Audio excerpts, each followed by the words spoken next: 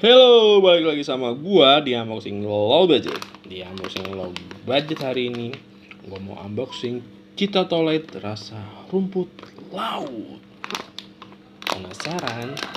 Mari kita sobek aja.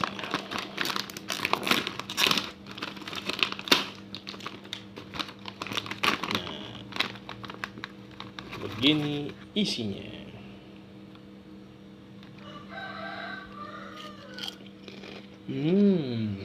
Renyah.